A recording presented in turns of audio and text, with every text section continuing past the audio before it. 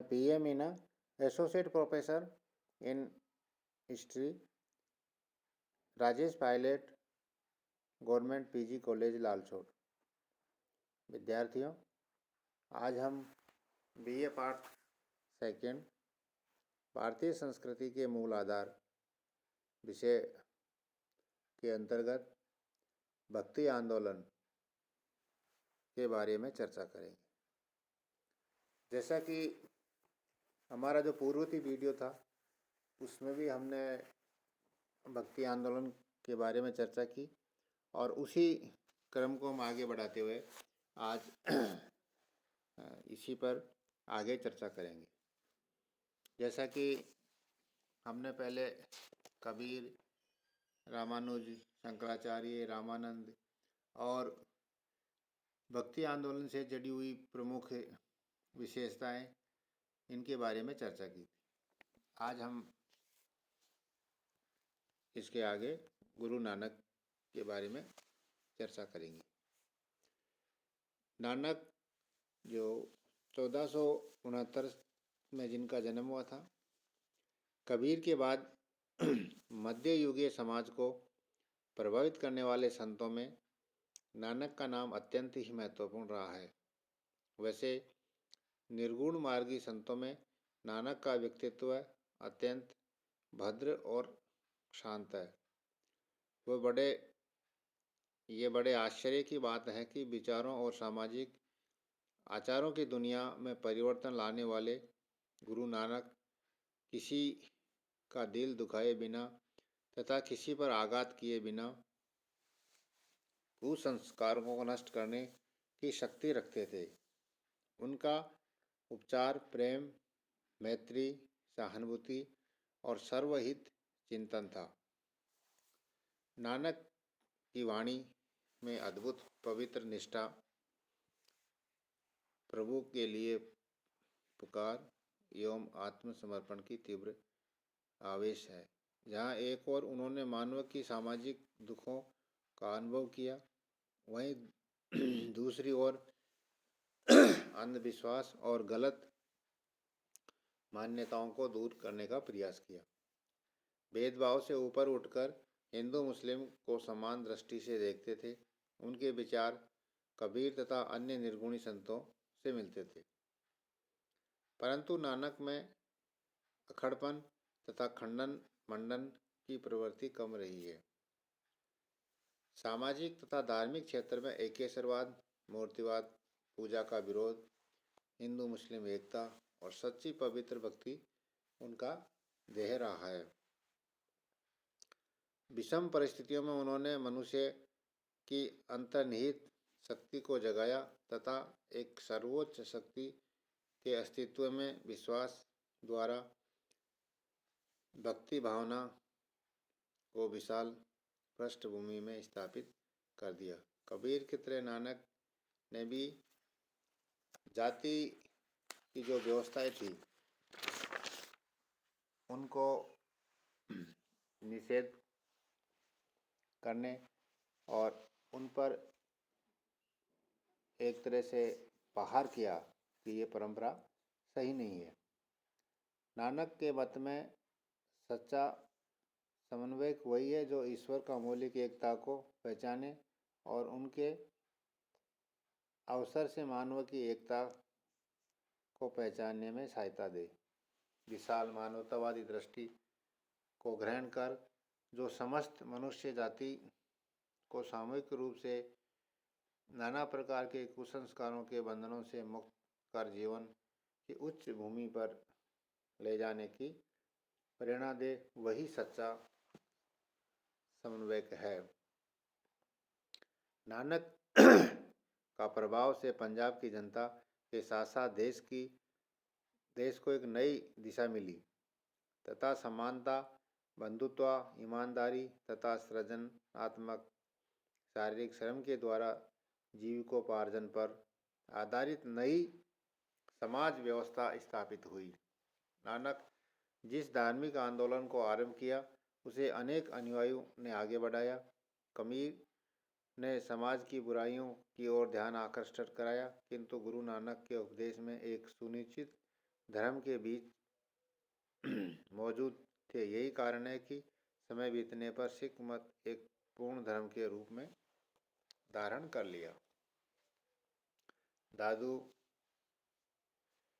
अहमदाबाद का एक जुलाहा दादू दयाल, जिनका जन्म 1544 ईस्वी में हुआ था, ये निर्गुण समूह के सबसे अधिक महत्वपूर्ण व्याख्याता थे। अपने गुरु कबीर की तरह उन्होंने जाति पात के भेद का विरोध किया, ईश्वर प्रेम और भक्ति पर आधारित धर्म का उपदेश दिया। उसने हिंदू मुस्लिम एकता का समर्थन किया और इनके बाद के जो संत थे, जैसे सुंदरदास जो दौसा के रहने वाले थे, दादू के शिष्य थे, भक्ति संदेश का प्रचार किया और उनकी जो सुंदर जो रचना थी सुंदर विलास में हिंदुओं के अनेक दार्शनिक सिद्धांतों का वर्णन किया। मीराबाई जोधपुर के संस्थापक राव जोधा की परपोती मीरा भगवान कृष्ण की अनन्य उपासिका थी। प्रेम और भक्ति भावना से परिपूर्ण उसके गीत, जो राजस्थानी और ब्रजभाषा में है, संपूर्ण उत्तरी भारत में भक्तों के द्वारा गाए जाते हैं।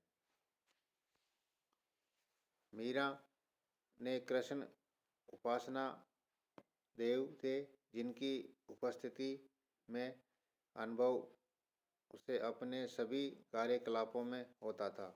मीरा ने अपने काव्य में कृष्ण को प्रेमी सहचर और अपना पति मानकर चित्रित किया है। मीरा के काव्य में अपने आराध्य देव से एकाकार हो जाने की उत्कृष्ट अभिलाषा तथा उदात्त प्रेम का अविरल प्रवाह है। मीरा की कृष्ण भक्ति 3 सोपानों से होकर गुजरती है। पहला सोपान कृष्ण के लिए लालायित रहती है, वह व्यग्र हो उठती है कि मैं बिरहनी बैठी जागूं, सारा जग सोवे रियाला। फिर विनम्र भाव से कहती है, छोड़ मत जाओ जी महाराज। दूसरा सोपान वह है जब उन्होंने कृष्ण की भक्ति से उपलब्धियां प्राप्त हो गई और वो संतोषपूर्वक कहती है, माई में तो राम रतन धन पायो। तीसरे भक्ति सोपान में उन्होंने आत्मबोध हो जाता है, जो समुच्चय भक्ति की चरम सिद्धि है। वह सहसा कहती है, मारे तो गिरधर गोपाल दूजो ना कोई। तो मीरा की भक्ति का उद्देश्य जन्म मरण चक्र से छुटकारा पाकर पर ब्रह्म में एकाकार होना, उन्हें कृष्ण के मानव वैयक्तिक और आनंदमय स्वरूप में आरोपित कर उसे एक प्रतीक बना दिया।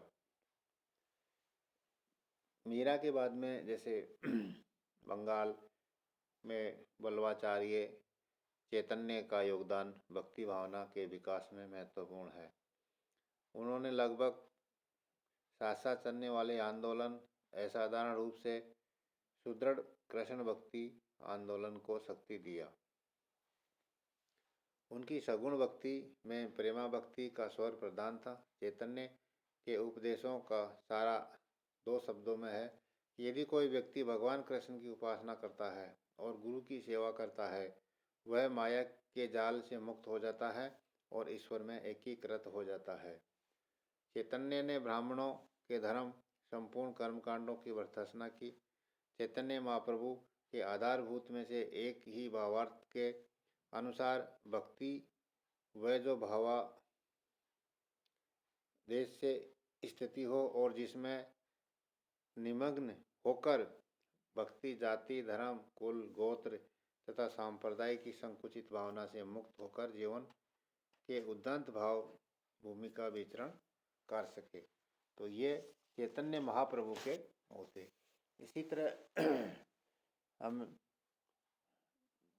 महाराष्ट्र में भी भक्ति आंदोलन के द्वारा संतों का बहुत बड़ा योगदान देखते हैं।